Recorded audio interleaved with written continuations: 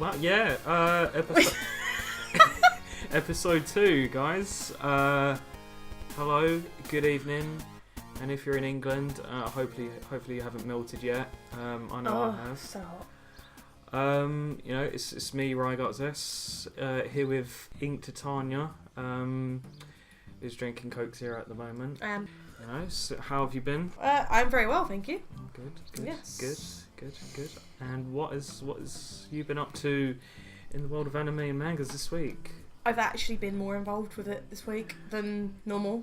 It's like getting back into binge watching massively. Oh, okay. Yeah. I can't remember what night it was. I rang you. I said I've watched like the first episode of like 3 or 4 different animes. What were they? I've got to try and remember now. I tried to do Dragon Ball Super. Oh, great. The tractor episode, yeah. Although best Dragon Ball Super slice of life, definite. Oh yeah, I suppose, yeah. Okay, I watched the first episode of what you recommended, Love Tyrant. Great show. That messed with my head. Then I watched the first episode of Anonymous Noise, which I fell in love with and have now caught up with. Good. And there was something else I watched. I'm sure there was another one. Another show? Maybe. Or I'm just thinking I watched obviously the latest episode of Is it from this My season? Hero Academia. I don't know. I can't even remember now. I'm going to look up the 20 plus shows that are on my anime planet. How many have you had to watch this week? I've probably watched about 17 of those shows. That's crazy. I watched episode of Tsukigakure, which is As the Moon So Beautiful, which is the most... Like, it's a romance, but it's like to do with like these middle school students, and it's like, you know that stage of when you didn't really know what love is, right? We're going deep here already.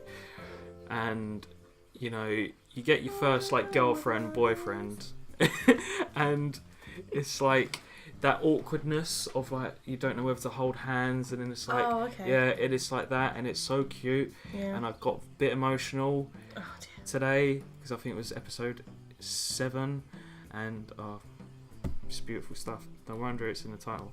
But anyways, right, I'm gonna go through them. You're not watching Yu-Gi-Oh? No, not that. No, it's not Tsukigakure. I don't think it's going to be any of the ones you've got on there. If the world ended, would you know about it? No. Sakurada Reset. No. Sakura I'm Quest. probably just getting mixed up because I know I watched My Hero Academia and I watched another episode of Miss Kobayashi's Dragon Maid. Okay. So I'm probably thinking of that. That must be it. Yes. Oh, cool. So yeah. Yeah, it's alright. But that Anonymous Noise, that's wow. It's good. I mean, because last season there was Fuka, and had big ambitions, big hype for that, and if you've read the manga, I mean, I've read the manga after watching the anime, because there's a point in the anime which it completely betrays the plot of the manga and ruins the anime. Hashtag Truck-kun. That's all I'm going to say. But this Anonymous Noise is... I'd say has been brilliant. I mean, the only thing I feel like it's going to be a meme, is that I tend to call it Yuzu and Momo the anime, because all Alice ever says is she's very Momo. Yeah, Momo. Yuzu. She's they're like her only friends, really, aren't they? I mean, she's got the other people she talks to, but it's mainly those two. It's really weird, but yeah, she's way too obsessed with Momo. When she's got a guy like Yuzu there, and she's like still obsessed with Momo, I'm like, mate. I'm very like, I'm the Yuzu. I was gonna say, is that your ship? Yeah, that's my ship. Yeah, I think mine would have to be the same, because Momo's just, he's a bit of a... He's just a bit of a dick. Yeah, I was going to say, he's being a bit of an arse. Yeah, with that audition, she's like singing her heart out. She finally sees him. She did only sing Twinkle Twinkle Little Star, though. I mean, I know why. I get why she sang it, but it's like, really? Yeah. But her in Hori no Shout, her vocals, I mean, very, very odd at sometimes. They're edgy. Very edgy. Because I looked it up when I was like, what style of music is it? And I was looking through like the comments and stuff, just going on YouTube videos and stuff. They call themselves alternative, don't they? Yeah. Everyone's alternative. And then someone commented saying, its influence is from like Japanese punk music from the 90s. Oh, and I was like, okay, it's pretty... It's different. But yeah, it's definitely... I mean, I'd recommend that, personally, to people that like, music. Yeah, me too. Because I think that's what made me love Angel Beats so much, because I love the music in Angel Beats. The story's great, and I think it's brilliant, but just the music made it for me. Yeah, a bit of news. Netflix had released a trailer yesterday because they have made an anime. Oh, it's the Netflix original anime. Yeah, but it's the trailer for it, and it's Castlevania. It's based... Well, Castlevania is the video game series, but they've made an anime of it. Little teaser trailer, like 1 minute 6 seconds, and the animation quality is actually beautiful. Yeah. I'd actually go and say that it's what Berserk should have been. Okay. But I'm really looking forward to it because obviously I've played the games. But that starts airing in July, and if you like your fantasies, your dark fantasy, and obviously Castlevania, give it a watch. It should be pretty good. Okay. So on to the manga. Fairy Tail. Yes, I do have a bit of an unhealthy obsession with Fairy Tail. We're reaching the point to the climax now because there's only... It's not long left, is there? I believe only like 10, 12 chapters. Okay, well... What are you going to do? Start rereading it from the beginning. So yeah, it's just kind of like it's not a quick chapter, but it's a very quick read chapter, I think. Definitely. It seems they've managed to rid of Acnologia. Yeah. Which is good, but it went a little bit too easy, I think. Yeah. And then there's kind of... Well, obviously it seems as though Natsu is now somehow defeated Zeref. We don't know. Because Mavis has just shown up. Yeah. And it ends like that, doesn't it? So, yeah, it just kind of goes from Natsu Zeref to the Acnologia. So just basically 3 scenes. Yeah, it's just that, and that's it, really. Yeah. Although I don't know what Mavis is gonna... Well, I don't know what Mavis is gonna do. No, we don't know that, do we? She's shown up, and then Natsu's now leaving the scene, and she's like, it just ends with Zeref, who's like, oh, hello. Not really a lot to talk about in this week's chapter, I would say. No, I'd say very straightforward. It's got a lot of action, but I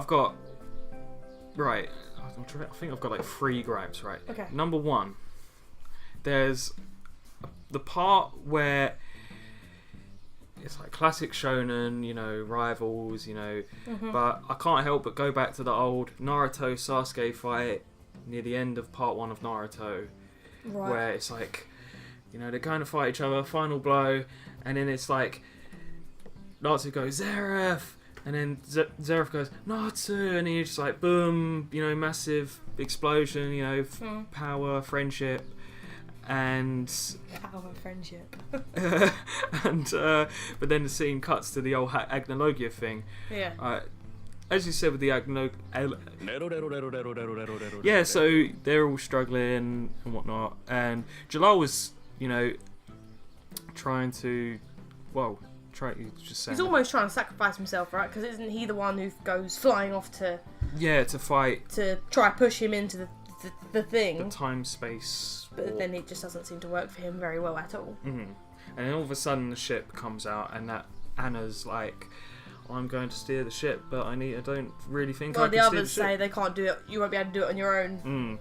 So then the mightiest of all men, the handsome Ichia, takes control, and they have some, heartfelt moment, and then they somehow push Acnologia into the thing. Time warp thing, whatever it is. Yeah, and that's the part where I was like, wow, this is too quick. And not only that, I mean, we all know it's Fairy Tail, because, we've all been wanting, like, some major deaths. Yeah, it needs it sometimes, doesn't it? Like we had Grey, well, pretty much twice now. Juvia. Although that was an epic moment. That was a very romantic moment. But, yeah, it's just like, you decide to sort of in a way, you kill off one Anna who's just basically there for the plot point, and Ichiya is just kind of a minor character anyway. Well, yeah, he's not one of the main. He's not Fairy Tail, is he? No, he's I can't remember the guild he's. Blue Pegasus. Blue Pegasus, and yeah, so that they throw him into the time space, but I think Acnologia is going to break out of it. You didn't say Acnologia properly then, but okay. Oh, okay. You think he's going to break out of the time thing? Oh yeah, because then this probably Itchy is probably going to come back with him. Yeah. I don't know, maybe they'll like do a fusion dance together, and they'll be like Men Dragons Raw. There we go. Men Dragons Raw. So yeah, then the scene cuts back to Natsu. Natsu basically does like one punch Natsu, and floors Zeref. Zeref is knocked out. Sparko. Yeah. And everyone's crying. And then Zeref's just like, oh, later, bro. And then Mavis is just about to walk over. We don't know what's going to happen. They're probably going to kiss and be like, oh, I'm sorry, we should have just been friends or something like that. And then I suppose there's a chance that could happen, I'm not going to lie. There was a lot of shipping for Mavis and Zeref, isn't there? Yeah. What are you predicting? It's kind of hard to say because I can't imagine Zeref's downed that easily. So I kind of want him to get back up and the fight continue because, like I said, it's a very short fight. Yeah, it only spanned a couple of chapters. Because, I mean, in the previous chapter, Zeref was like white mage. Yeah, that's what I mean. He went all powerful and nothing seemed to really come of it. Yeah. So it's really strange. I mean, although not to his end, but it's like I was expecting, with like 12 chapters left, you could span that out and build something really, really epic. Yeah. But I don't know. I really don't know what's going to happen. But my thoughts is Acnologia is going to break out at the time warp with Zeref gone, and then they'll somehow figure out a way to defeat him, and then Natsu will marry Lucy. Urza will go with Jalal.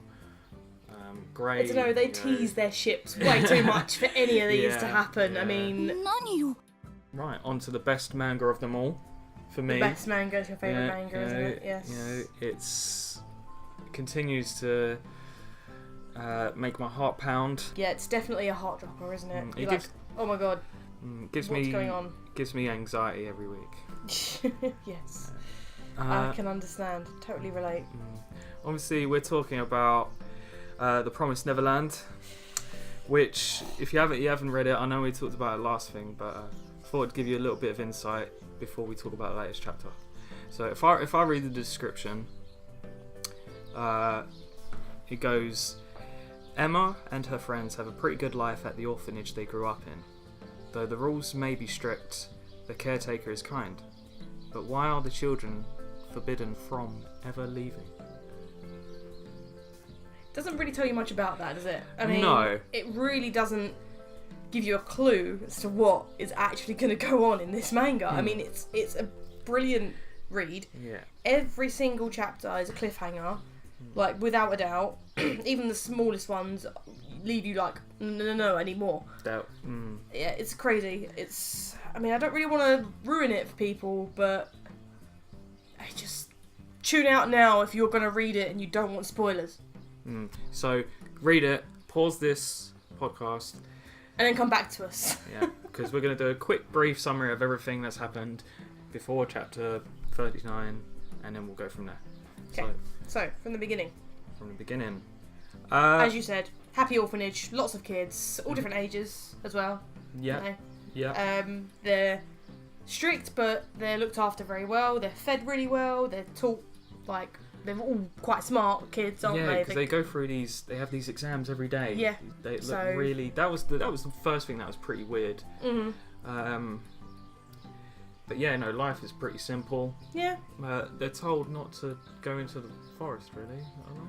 Well, yeah, they're not allowed to go too far away, are they, from the house? Like they're, what's his caretaker? She's called Mama, isn't she? Yeah. They're like Mama.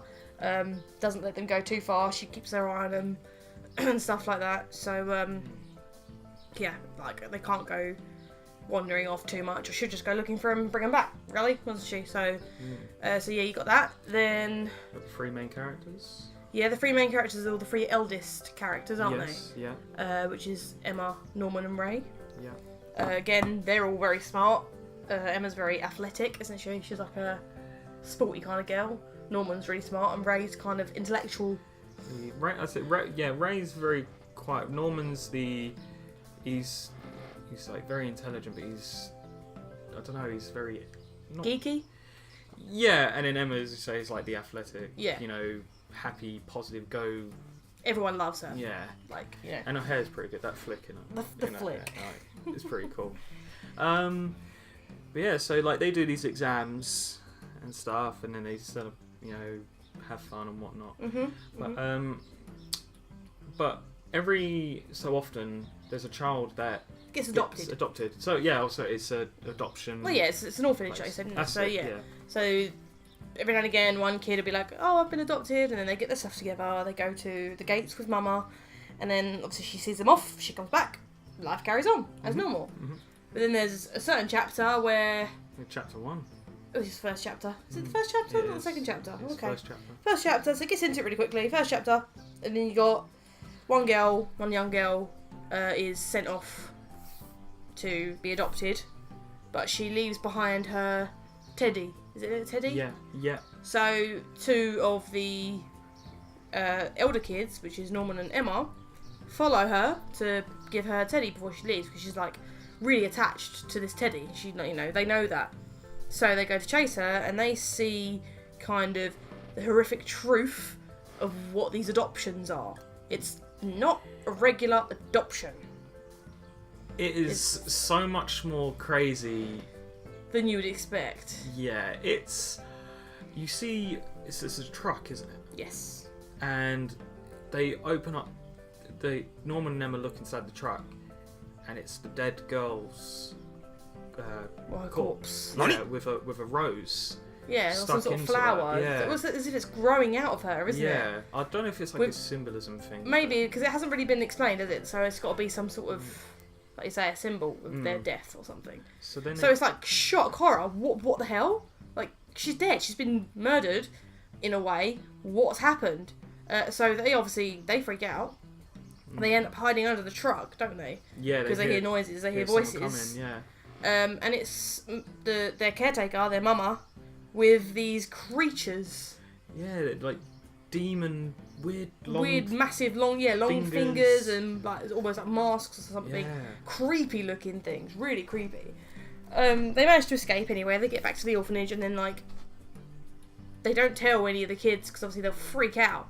And then that is it. It's all about devising a plan to get out of there. Yeah, they end up telling a few of the older ones, and I think come toward the end they start telling a couple of the younger ones and stuff like that. And yeah, because the demons, because the truth that they found out is that they overheard, when I was under the truck, they overheard the demons saying, "Have you got our goods?" And you find out that these demons build up the intelligence of, and you know, basically a human farm. Yeah, it's a farm for like they eat meat. Yeah, human meat. They eat humans, so so they're basically they believe the smarter they are, the better their brains will taste. The better the grade of. Same with the age as well, isn't it? Like, you know, that's why they have all different age kids in there. Yeah. But I mean, they keep some of them there. I'm not sure. I can't remember why some of them younger get shipped off. I think they just sort of pick some of them out. But they're keeping the 3 until they get to a certain age because they are premium goods, aren't they? Because they're very intelligent, they're older, so obviously they're the more important ones to these demon creatures.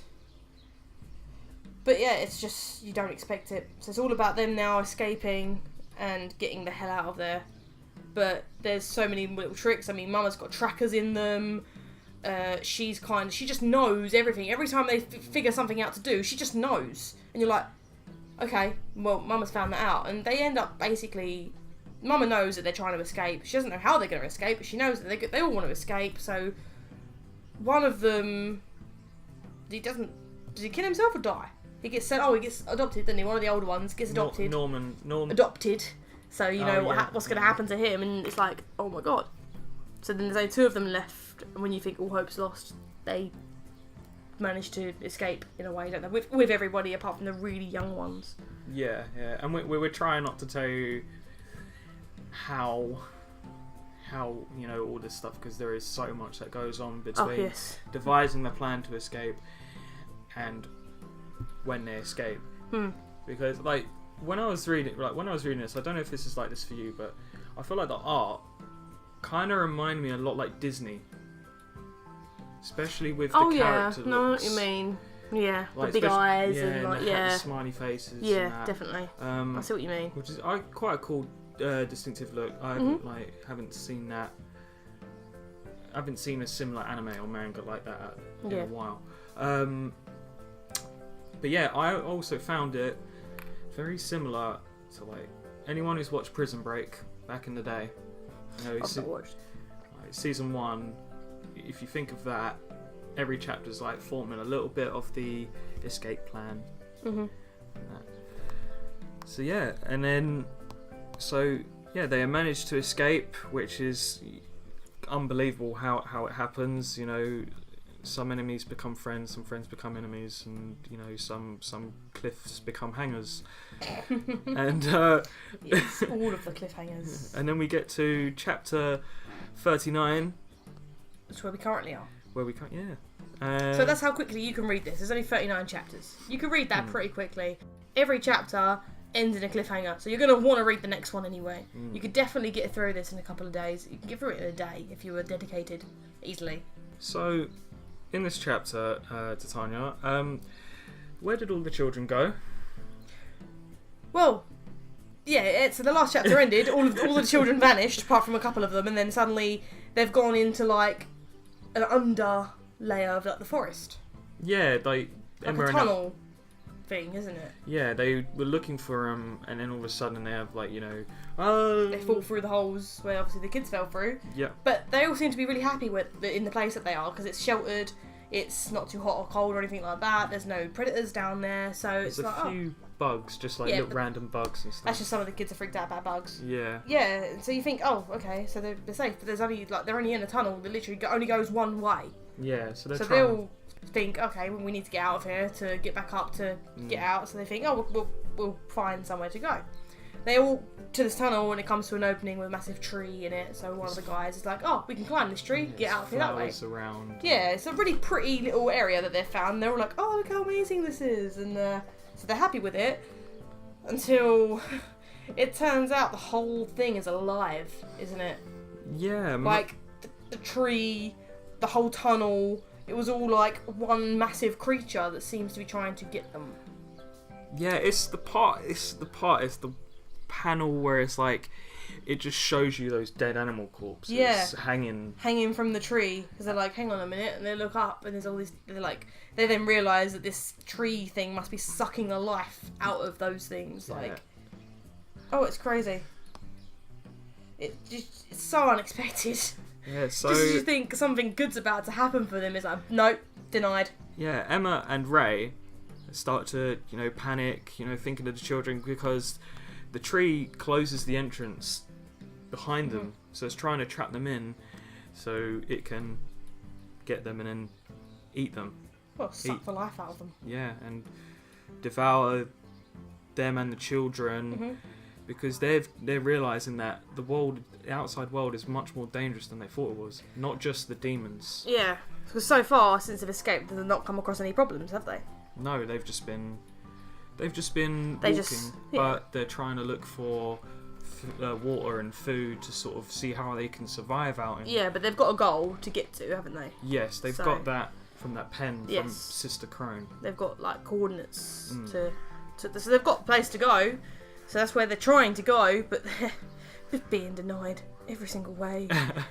And yeah, so this chapter has ended with them all standing just out of the vine's reach, and you're like, what's happening? Are they gonna get? Well, one of them gets pulled in and then gets pulled out by the older kids, didn't they? And it's like, oh my god, it's so like it makes you panic. Like you say, you get anxiety It reading does. it because It you're just does. like, oh my god. But there's a tiny bit of hope at the end of the chapter where Emma all of a sudden thinks, I've read this before.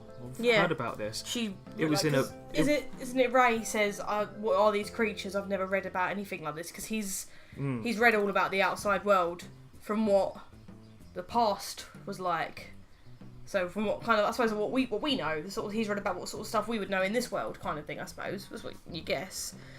And then Emma says that, and it's like, what? Yeah, she pulls out Mr. Minerva's adventure book, which it just shows the book. She pulls out the book, and the chapter ends there.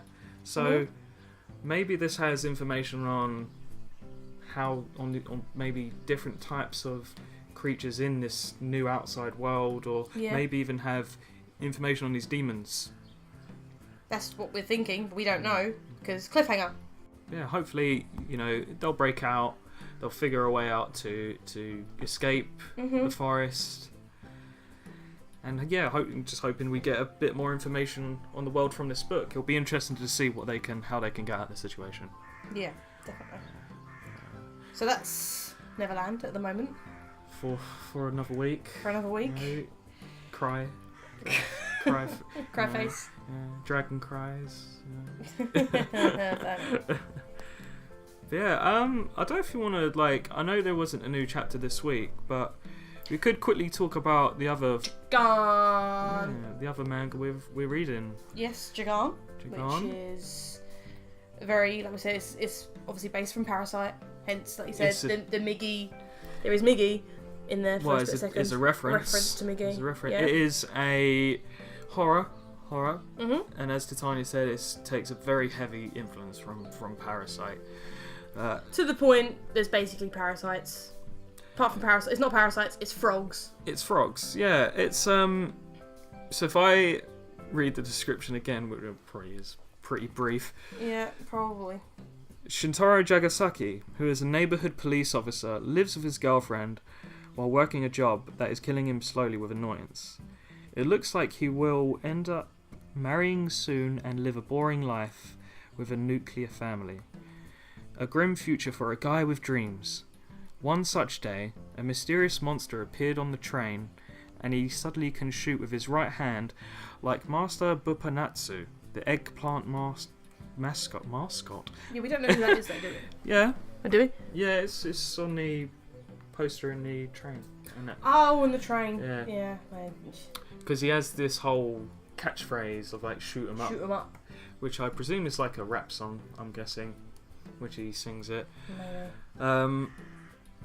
Yeah, so he's a police officer who's kind of, he's a bit dull with the boring everyday life. He's kind of it's very relatable, I think, to a lot, quite a few themes in present day of you don't want to, you kind of just, he doesn't want to be the 9 to 5 person. Yeah. He wants something exciting. Everybody can tell that he's just putting on a fake smile, can't they? Because he's just not happy. He's fake happy. He's fake, yeah. But that is definitely the running theme as well, is people aren't what they seem they are. Yeah. But which then randomly, this is the most random thing I've ever seen in a manga. What does it rain? Frogs! Rain frogs. It's raining frogs. And these frogs somehow embed themselves in the humans. Is it the back of the neck they go for, or something like that? They somehow they get into get into it, and they basically become a part of the human's nervous system. It looks like what it looks like. Yeah. But they don't seem to affect the humans until the humans get some sort of emotional thing. They either get angry or they get really upset, and when they show their true colours. Yeah, and then suddenly they turn into this weird creature. There was a scorpion. There's a centaur or something, I don't know. Tree guy. Yeah, the tree guy. It's there's loads of different ones, and it's really strange. Yeah. But it's like turning into what they do in Parasite. They turn into monsters, don't they? Yeah. But how, unlike in Parasite, they lose control of themselves pretty much. They're okay until they start getting really angry or upset, and it's what? And it's really surprising because you don't. They're called fractured humans, aren't they? In this. Rather than parasites, it's fractured humans. So you don't know they're a fractured human until they've had a bit of a breakdown in some way, and then suddenly they just start to change, and it's like, oh my god. But to kill, you have to kill them, and then the little guy that follows Jagan around, the little owl, he's like a little owl, isn't he? Like a little round soccer-shaped owl. Very weird. He eats the frogs. That's what he has to do. He eats all the frogs, and then that way, obviously, they can't come back. They can't go infect another human, kind of thing. Yeah, because Jagan or Jagasaki, kind of, if you you relate it to Parasite and the fact that he doesn't go full fractured human. No. He grows like this like really weird cannon. He eats some sort of thing, doesn't he? That is when he defeats the fractured humans. But before he doesn't, because when he defeats the thing in chapter 2, the bird comes along and tells him to eat that pellet, which stops him from turning into a fractured human. Yes. So, and main plot of it in itself is he wants to get rid of all the fractured humans, so that if he does, he can revive someone close to him. Yeah. And we're about, how many chapters are we on? There's like 13 chapters so far. And not a lot at the moment. Not a lot. It's very gory. Yes. So, bear with that. But mature content. But very cool art. And as soon as we have a chapter for that, you can follow us along with that. Indeed. There's no other mangas, weekly ones that we're reading. Like you are. I am reading quite a few. Yes, I'd imagine you are. I'll name a few. Honourable mentions. Yeah. Ones that are like in Shonen Jump at the moment, like Robot X Laserbeam, which is the most weirdest title. It sounds weird straight away. But have a guess what genre it is. Robot, was it? Robot X Laserbeam. How I'll give you 3. Mecha. No. You got 2 more guesses. Romance. No. There's just no you in your romance. It's good try. Yeah, good try. Yeah. Oh, I haven't got a clue. Action then. No. Wow. Okay, so go on. It's a sport manga to do with golf. I remember you talking about this now. Yes, this is... remember, yes, the golf one. Yeah, this is from the guy who created Kuriko's Basketball. Oh, okay. It's his new manga, which... very weird name, because the main character's name is Robot, and apparently he can hit a golf ball like a laser beam. So I guess that's... Okay. You put the two together, you got Robot X Laser Beam. Well, okay. And then you've got Days, Tokyo Ghoul RE, and Dr. Stone. So, I believe that's all. This is obviously a lot shorter than last week's podcast. Yeah. Is there anything else we want to mention? Quick mention, you've got like... What? 1 minute to recommend and explain an anime.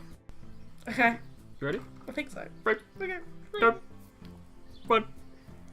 Go. For anyone who's just getting into anime, I want to recommend Soul Eater. Again, a very easy watch. It's really kind of action-packed and fun, and also the English dub is good. So if you don't like watching it in Japanese, watching it in English is great. But it's basically about like students who, some of them can turn into weapons and then others use them as their weapon. It's all about a big school and they learn stuff, and the main characters are all amazing, and it's just a great first watch if you're just getting into Stop! Banging.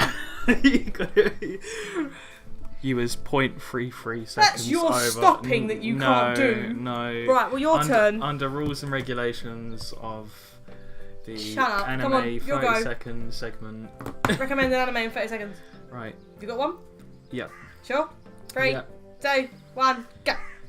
If you like sports anime and you like psychological anime, then I would recommend One Outs. It is about a guy who is a pitcher, and he is basically a hustler, and his professional baseball team offer him a contract, and he's very clever, and you have ways that he makes strategies to beat teams in the most weirdest ways, using his psychological powers and the powers of sport. Do you watch it? Yeah! Okay, well, you were under, I suppose. Just because you asked us. Yay! It's actually surprisingly very hard. It is. I couldn't think, like, the whole anime just jumped out of my head for a second. I was like, oh my god. So yeah, there you go. So, what's your one called? 1 ounce. 1 ounce, because it sounded like you're saying 1 ounce. 1 ounce, yeah. 1 ounce, and for an older one, Soul Eater. So, Soul Eater and 1 ounce.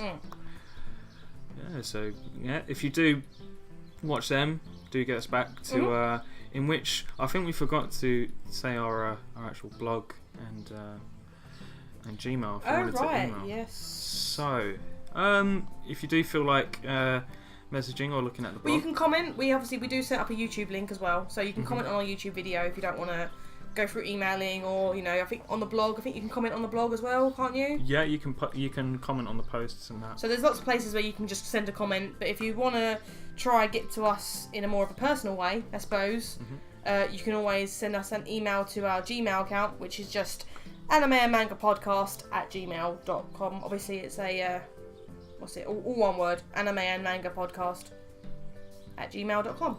Yep. And our blog is animeandmangapodcast.blogspot.co.uk.